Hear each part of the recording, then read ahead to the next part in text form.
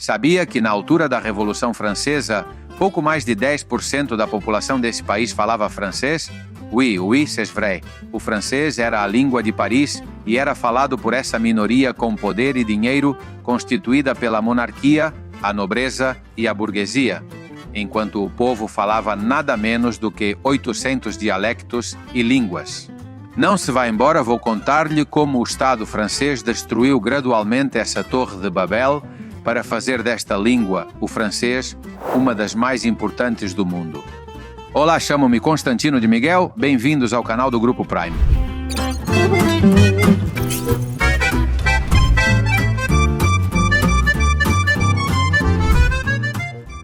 Antes da eclosão da Revolução Francesa, em 1789, o Reino de França era um mosaico linguístico em que o francês era, em grande parte, uma língua estrangeira mal falada por 10% de uma população de 25 milhões de pessoas.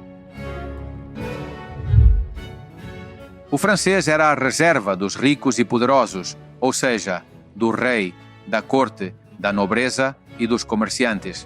Na Europa, o francês também era aprendido nas cortes e nos palácios, de Londres a Bruxelas e a Haia, mas as pessoas em França, e fora de Paris em particular, não falavam francês. Tudo mudou quando a monarquia absolutista foi derrubada e o seu rei, Luís XVI, guilhotinado pelos revolucionários. A instauração de um governo republicano fez com que, pela primeira vez, o termo nação fosse associado à língua. A partir desse momento, a língua tornou-se uma questão de Estado, e era urgente que a nascente república, unida e indivisível, se dotasse de uma língua nacional. Por outras palavras, este slogan de liberdade, fraternidade e igualdade não podia ser conciliado com uma França em que os seus cidadãos não se entendiam porque falavam muitas línguas, como, por exemplo, a língua de Oc, occitano, arpitano, alsaciano, flamengo, bretão, catalão e basco, para além de centenas de dialectos, e já me esqueci do corso.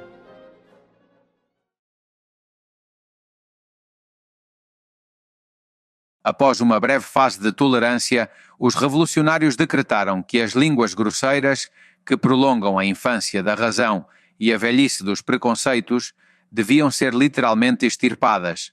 Por outras palavras, o patois ou dialectos tinham de ser eliminados. Falar francês era reforçar a democracia.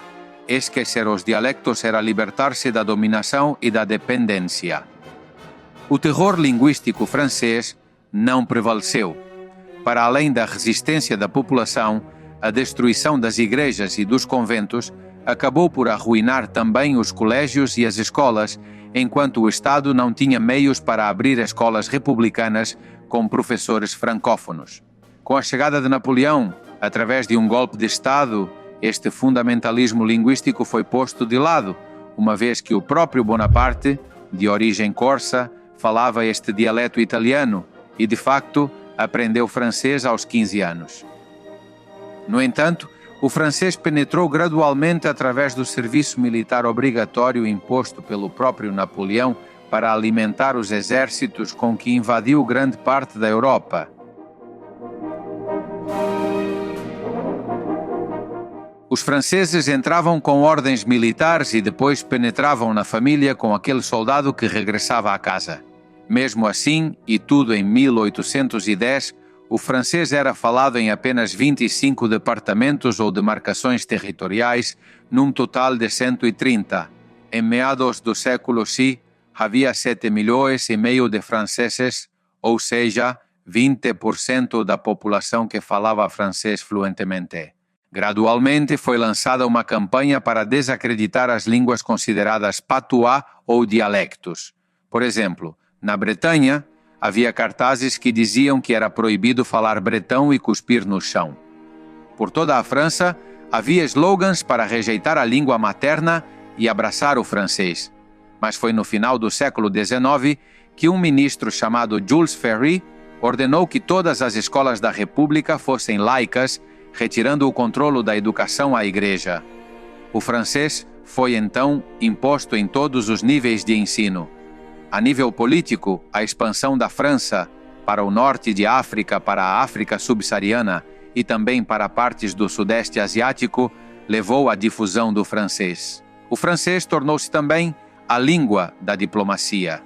Por seu lado, os colonos franceses do Quebec e do Louisiana mantiveram um francês dialetal, que ainda hoje subsiste. No caso do Haiti, o francês crioulo dos escravos negros que se tornaram independentes no final do século XVIII ainda hoje existe. Voltando à França, o facto é que no início do século XX, com a Primeira Guerra Mundial, 80% da população falava corretamente o francês. Atualmente, 80 milhões de pessoas têm o francês como língua materna e 140 milhões como segunda língua. A francofonia contabiliza-as nas suas estatísticas. Por exemplo, os estudantes do ensino secundário da Albânia ou da Roménia estariam incluídos nesta estatística. É questionável, mas o facto é que há 29 países no mundo que têm o francês como língua oficial. A França cuida muito bem da sua língua, como poucos outros países o fazem. Por um lado, a Académie Française, fundada em 1635, ainda hoje trabalha para preservar a pureza da língua, publicando o Dicionário Oficial da Língua Francesa. Composta por 40 membros, conhecidos como os Imortais, a Académie é a autoridade que define as regras ortográficas, gramaticais e lexicográficas da língua francesa. Além disso, desde 1994, a Lei de Toubon exige que todos os produtos, publicidade, meios de comunicação e contratos sejam escritos apenas em francês.